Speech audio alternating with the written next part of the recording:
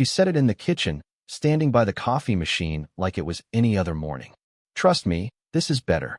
The machine was still dripping, slow and uneven, into a mug she didn't reach for. I remember that detail because it didn't match anything else. She was always precise about small things, coffee included. Then she added it, just as flat. I've been seeing someone else for a while. No pause. No build-up. Just a continuation, like she was finishing a sentence she'd already said somewhere else. I looked at her, and the first thing that registered wasn't the words. It was her face. There was no strain in it. No hesitation. No searching for a reaction. She wasn't bracing for impact. She had already lived through this moment. That's what felt off.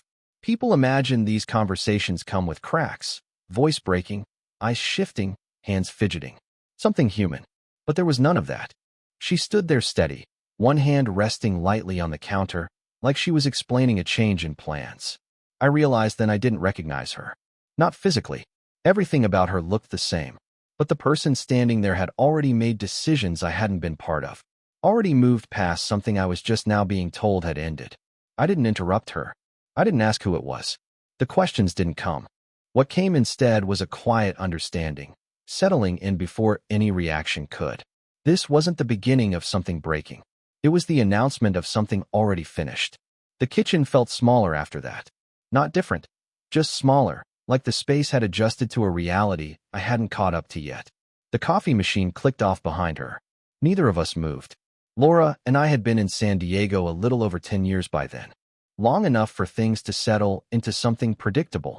Not exciting, not dramatic, just steady.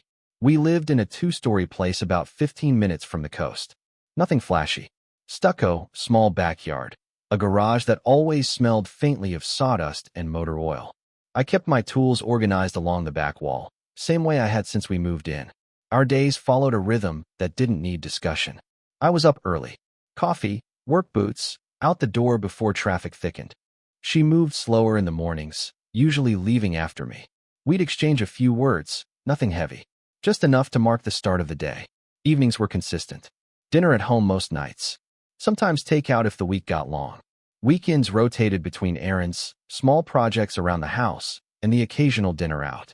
Same places, same orders. It wasn't exciting, but it worked. At least, that's how I understood it. The changes didn't come all at once. They never do. They showed up in ways that were easy to explain at the time. She started coming home later. At first it was once a week. Then twice. Then it became normal enough that I stopped keeping track. There was always a reason. Work dinners, extended meetings, clients in town. I didn't question it. Her phone became more present, but not in a way that raised alarms immediately. Just closer. Always within reach. Screen turned slightly away without making it obvious. She laughed at messages more than she used to. Short reactions, quick replies. Nothing I could point to as wrong.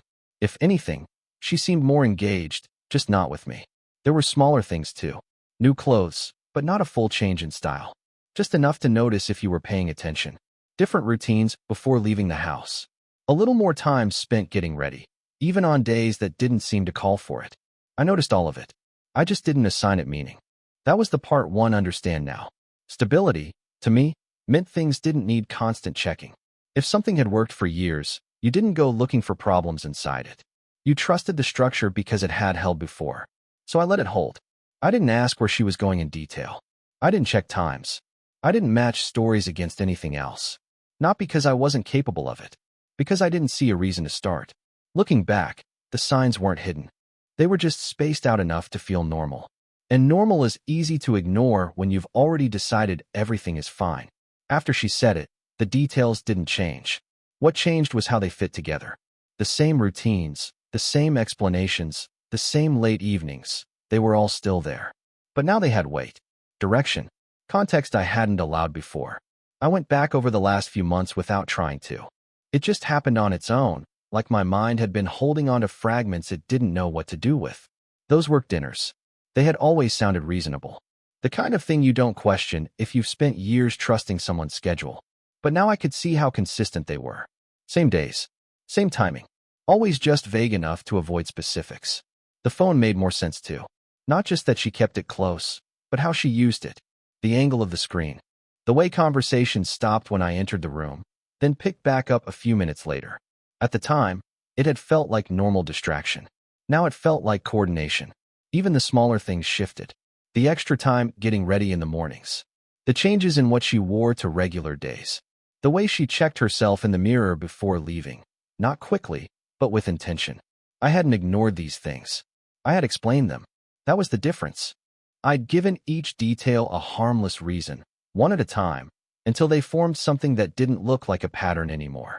Just isolated moments that didn't require attention. Now they lined up cleanly. No gaps. No confusion. I didn't feel anger when I saw it. Not immediately. What I felt was something closer to correction. Like a set of measurements finally coming out right after being off for longer than I realized. The version of events I had been working with was incomplete. That was all. I didn't ask her for clarification after that first conversation. There didn't seem to be a need. Anything she added would just be another explanation layered on top of something that already made sense without it. Instead, I stopped doing one thing. I stopped filling in the blanks for her. If she said she was going somewhere, I didn't build the rest of the picture in my head. I let the statement sit exactly as it was, unfinished, unverified. And once I did that, the distance between what she said and what was actually happening became easier to see. Not because she changed, because I did. I didn't argue with her after that morning. There wasn't a conversation that followed, not in the way people expect. No raised voices, no attempt to pull things back into place. The moment she said it, whatever needed to be understood was already clear. We spoke later that evening, but it was different. Quieter. More structured. If you've made it this far, this story clearly caught your attention. If you're enjoying it, drop a like on the video. It helps me see what kind of stories you want more of next. Let's keep going. She asked if we could figure out next steps, the same way we used to talk about travel plans or home repairs. The tone was familiar, but the subject wasn't. I sat across from her at the same kitchen table where we'd spent years discussing normal things. Budgets, schedules, small decisions that made up a shared life. Now it was just logistics. Separation. Living arrangements. Timing. I noticed how prepared she was. Not with documents, not physically, but mentally. She didn't hesitate when she spoke. She had already thought through what she wanted, how she wanted it to happen, and what she was willing to say out loud. I didn't interrupt that either. There was nothing to negotiate in the way she framed it. Not because she was aggressive, but because she was certain. And certainty doesn't leave much room for discussion. At some point, she said, I think this is the cleanest way. Clean. That word stayed with me. It matched the way she had told me earlier. Direct. Efficient. Without anything unnecessary attached to it. I realized then that she wasn't looking for resolution. She was looking for completion. And that changed something in me. Up until that moment, there had still been a small part of my thinking that treated this like a situation, something to respond to, something that might shift depending on how it was handled. That part went quiet. What replaced it wasn't anger. It wasn't even disappointment in the usual sense. It was more like an adjustment in position. I understood that I wasn't going to fix anything here. Not because I didn't want to, but because there was nothing left that required fixing. The structure had already been taken apart, piece by piece, before I was informed it was gone. So I stopped approaching it like a problem. I didn't ask her to reconsider. I didn't question her reasoning. I didn't go back through history looking for a point where things could have been changed. Instead, I focused on what was in front of me, what needed to be handled, what needed to be separated, what needed to be closed out properly. We talked for less than an hour. No conclusions were announced, but everything was decided. When she stood up from the table, she didn't look back, and I didn't stop her. After that conversation, the house didn't change, at least not on the surface. Laura still moved through it the same way she always had. Same routines, same habits. She made coffee in the mornings, left at roughly the same time, came back in the evenings with the same neutral expression she'd been wearing for months. If anything, she seemed more relaxed. That was the part that stood out. There was no visible weight on her, no hesitation in how she spoke or moved. It was as if saying it out loud had removed whatever tension she had been carrying before. She asked about my day once or twice. Small things. Work, schedules, whether I needed anything from the store. Normal questions. I answered them the same way. Short, direct, without adding anything extra. We didn't revisit what she had said in the kitchen. It didn't come up again. Not because it was resolved, but because it didn't need to be repeated. It was already in place, sitting between everything else. What had changed was how I watched things. Not in an obvious way, I wasn't following her or checking anything directly. I just stopped filtering what I saw. She spent more time on her phone, but now I noticed the timing. Messages late at night, early in the morning. Not constant, just consistent. Her schedule became clearer too. Those evenings out didn't shift or slow down. If anything, they became more defined. Same days, same gaps, same return times. It looked less like variation and more like a fixed pattern. I didn't comment on it. There was no reason to. At some point, she started posting more online. Photos from places I hadn't heard her mention before. Restaurants, short trips, outdoor spots along the coast. She looked the same in all of them. Composed, comfortable, present. And in a few of them, not directly, but clearly enough if you paid attention, there was someone else. A reflection in glass. A hand just inside the frame. The edge of a shoulder. Always the same person. Never fully shown. I didn't ask about that either. There wasn't anything to confirm. The pattern was already complete. What I noticed most was the consistency. Nothing about it felt chaotic or impulsive. It was structured, repeated, maintained over time without interruption. That told me more than anything she could have said, because it meant this wasn't something new. It was something established, and I was just seeing it clearly for the first time. The shift from personal to procedural happened without a clear line between the two. One week, we were still sharing the same space, moving around each other with minimal conversation. The next, everything started to formalize. Lawyers got involved first. Not dramatically, just emails, scheduled calls, documents sent for review. Language changed almost immediately. What had been hours turned into assets. What had been routines became arrangements.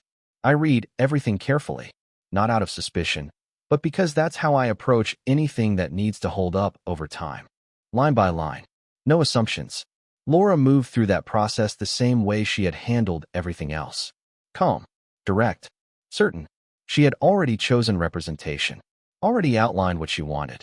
There were no delays on her side, no hesitation in responding to anything that came through. It was consistent with everything I had seen up to that point. Prepared.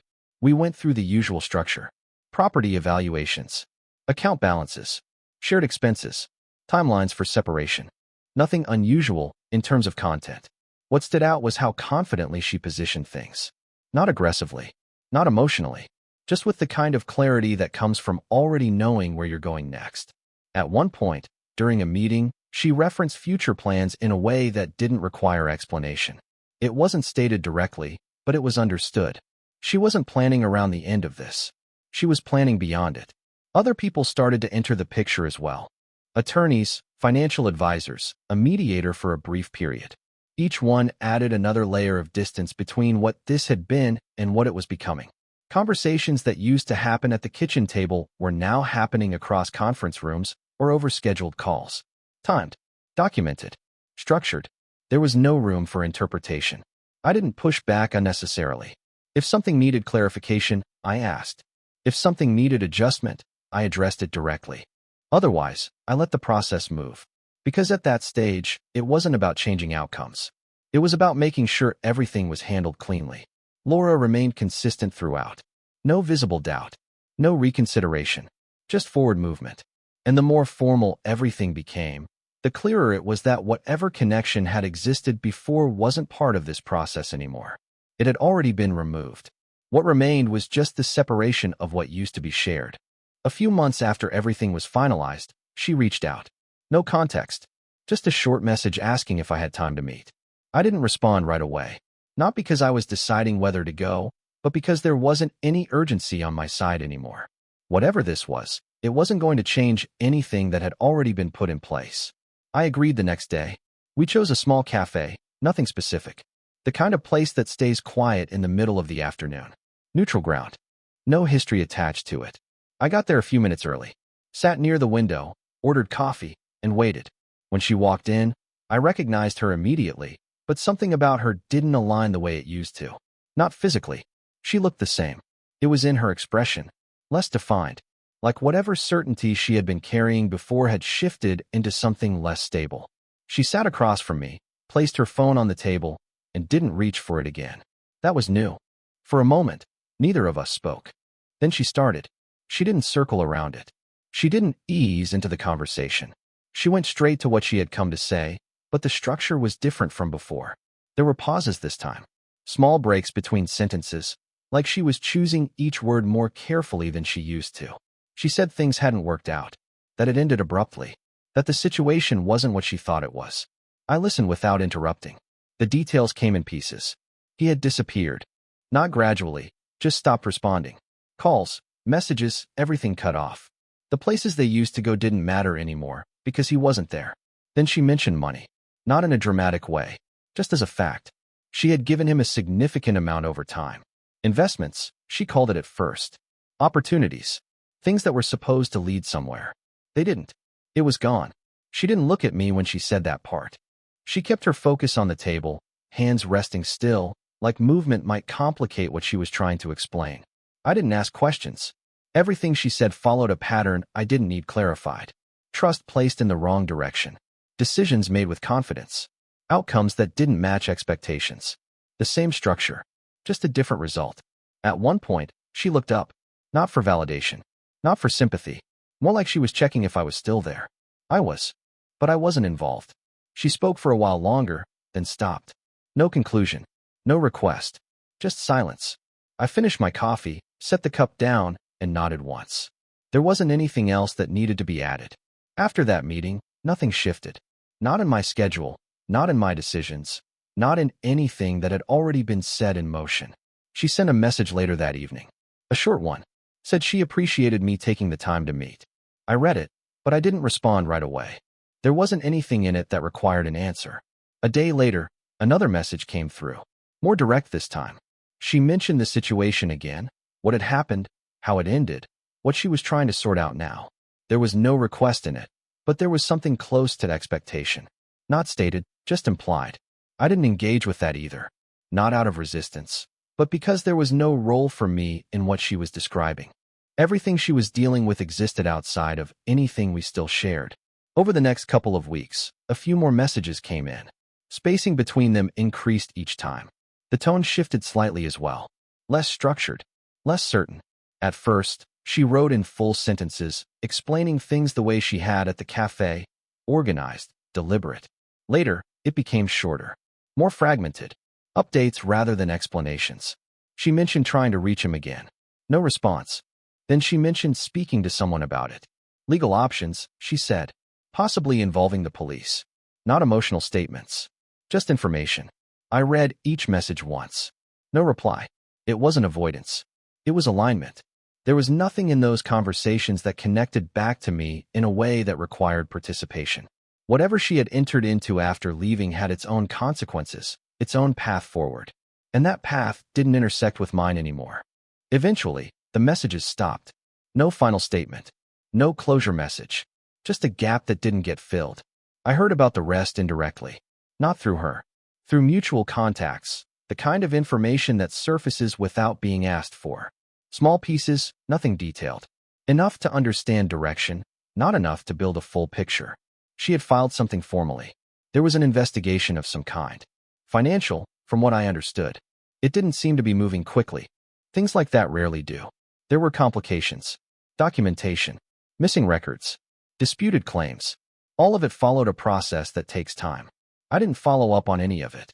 Didn't ask for updates. Didn't verify details. Because by that point, it had already settled into something separate.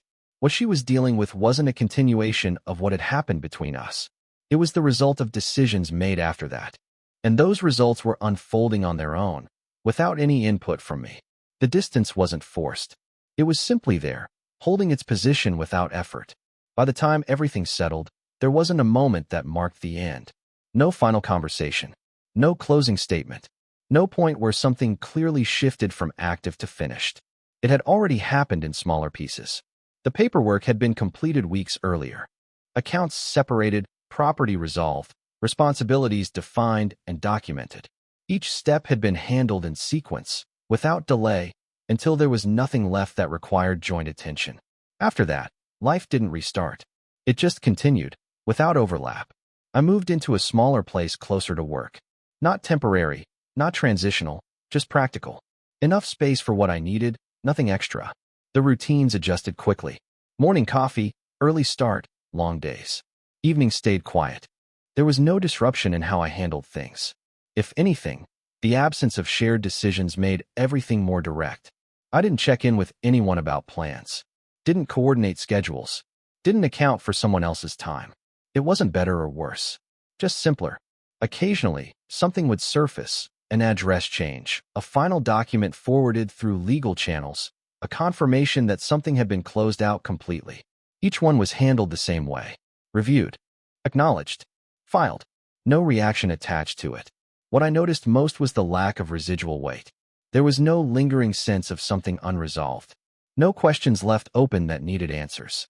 Everything that could be clarified had already been addressed during the process. And the things that couldn't be clarified didn't matter anymore. Her situation, whatever direction it continued in, stayed separate. I didn't follow it, didn't revisit it, because there was nothing in it that connected back to where I was now. The idea of satisfaction didn't apply. Neither did regret. There wasn't a moment where I looked back and evaluated outcomes or compared paths. It wasn't framed that way. What had happened led to a set of actions. Those actions led to a conclusion. And that conclusion held. Not emotionally, structurally. Everything was in place. No loose ends. No overlap. No remaining ties that required attention. It wasn't something I had to maintain. It maintained itself. And that was enough to keep it where it belonged, finished, without needing to be revisited. Now my life is different. Not in a way that stands out to anyone else. There wasn't a major reset, no dramatic shift in direction. The structure stayed mostly the same. Work, routines, quiet evenings, weekends that follow a simple pattern. The difference is in how everything fits. There's no background noise anymore. No second layer of interpretation behind what's being said or done. Things are direct. If something needs attention, it's handled. If it doesn't, it's left alone. I don't look for explanations where none are needed. I don't fill in gaps. The space I live in now reflects that. Minimal, organized, functional. Everything has a place because it serves a purpose. Nothing extra. Time moves the same way it always did, but it feels more defined. Mornings start clean. Evenings end without anything unresolved carrying over. I don't revisit what happened. Not because I'm avoiding it, but because there's nothing there that requires review. The outcome already exists in its final form. What she chose led where it led. What I chose led here. And here is quiet. Stable. Clear. That's enough. That's the end of this story. If you made it all the way here, consider subscribing to stay with us. I've placed a couple of recommended videos on screen for you. Pick one and keep watching. I'll see you in the next story.